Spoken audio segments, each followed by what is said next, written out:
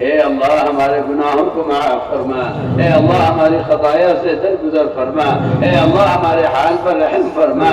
یا اللہ ہم گناہوں کے سمندروں میں ڈوبے ہوئے ہیں اور گناہوں کی ظلمتوں میں کھوئے ہوئے ہیں، اور اے اللہ کبائر کی دلدلوں میں پھنسے ہوئے ہیں۔ تو کرم فرما کر، فضل فرما کر ہمیں اطاعت کے راستے پر ڈال دے۔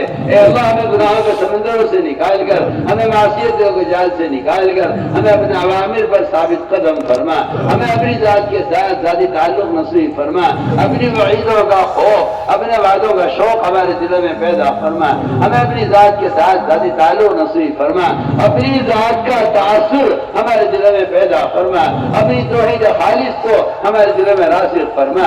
اے اللہ اپنے غیر کا تاثر امت کے دلوں سے نکال کر اپنے فرائض پر، اپنے احکام پر امت کو مجتمع فرما۔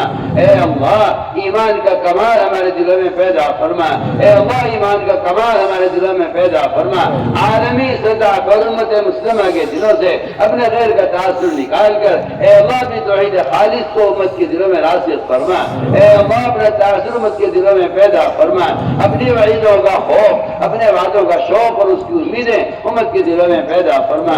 یا اللہ اس دعوت کی نقل و حرکت کے ذریعے جسے تیرے یہاں ایمان کہتے ہیں، اے اللہ جو ایمان صحابہ ہے ہم تجھ سے اس کا سوال کرتے ہیں، اپنے لیے ساری امت مسلمہ کے لیے اور ساری انسانیت کے لیے ہم تجھ سے وہ ایمان چاہتے ہیں جسے تیرے یہاں ایمان کہا جاتا ہے۔ یا اللہ کرم فرما کر، مدد فرما کر اے اللہ ہمیں وہ ایمان کی دولت نصیب فرما، اے اللہ ہمیں ایمان کی دولت نصیب فرما۔ تیرا سب سے بڑا فضل کرم امت پر یہ ہوگا کہ تو امت کو ایمان عطا فرما دے۔ اے اللہ تیری ذات مستغنی ہے، تجھے کسی کے عبادت کی دعوت کی ضرورت نہیں ہے، تو اپنے فضل کو ظاہر فرما کر، اپنے فضل کو اپنے غصے پر غالب فرما کر اے اللہ امت کو ایمان عطا فرما دے، اے اللہ امت کو ایمان عطا فرما دے۔ اے اللہ اگر یہ امت کفر پر رہی اور جہنم میں ڈال دی گئی، اے اللہ تیرا اس میں کوئی نفع نہیں۔ اے اللہ امت کا ہمیشہ کا نقصان ہے، تو اپنے کرم سے، اپنے مدد سے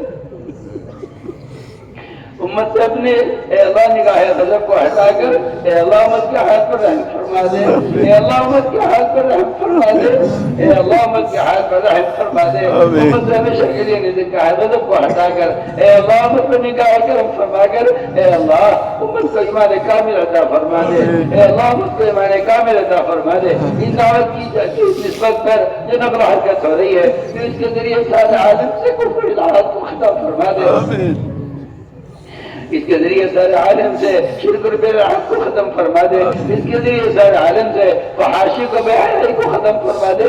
اے اللہ امت کے دلوں میں حدیثوں کی وعیدوں کا خوف پیدا فرما، امت کے دلوں میں احادیث کی وعیدوں کا خوف پیدا فرما۔ میرا نبی سے ہماری حفاظت فرما، اے اللہ میرا نبی سے ہماری حفاظت فرما۔ یا اللہ ان جماعتوں کی نقل و حرکت کے ذریعے پورے عالم میں ایمانی فضائیں قائم فرما، پورے عالم کو الحاد کے ختم ہونے کا، شرک اور بدعات کے ختم ہونے کا، کفر کی جڑوں کے کٹنے کا اور اے اللہ کفر کے راستوں کے مسدود ہونے کا اس نقل و حرکت کو ذریعہ فرما۔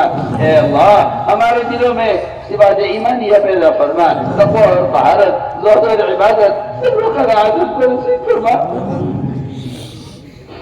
اے اللہ اس کام کے ذریعے پورے عالم میں دینی فضائیں قائم فرما، یہ جماعتیں جنہیں سے بھی گزر جائیں یا اللہ وہاں ایمانی فضائیں قائم فرما، وہاں دینی مدارس قائم فرما، وہاں دینی فضائیں قائم فرما، پورے عالم سے کو الحاد کے سمٹنے کا، شرک بدعات کے ختم ہونے کا اے اللہ ان جماعتوں کی نقل و حرکت کو ذریعہ فرما۔ امت کو دعوت کے فریضے پر مجتمع فرما، امت کو دعوت کے فریضے پر مجتمع فرما۔ ایک ایک فرد امت کے دل میں دین کے مٹنے کا سچا غم پیدا فرما۔ یا اللہ ایک ایک فرد امت کے دل میں دین کے مٹنے کا سچا غم پیدا فرما۔ اے اللہ امت کی صلاحیتوں کو دین پر لگا دے، یا اللہ امت کی صلاحیتوں کو شادیوں سے، کوٹھیوں سے اور اے اللہ دنیا جہان کی عیاشیوں سے ہٹا کر اے اللہ امت کی صلاحیتوں کو دور صحابہ کی طرح اس دین کا قائم کرنے کے لیے قبول فرما۔ امت کی تمام جانی مالی صلاحیتوں کو، امت کی علمی عقلی صلاحیتوں کو اے اللہ حق کے لیے قبول فرما۔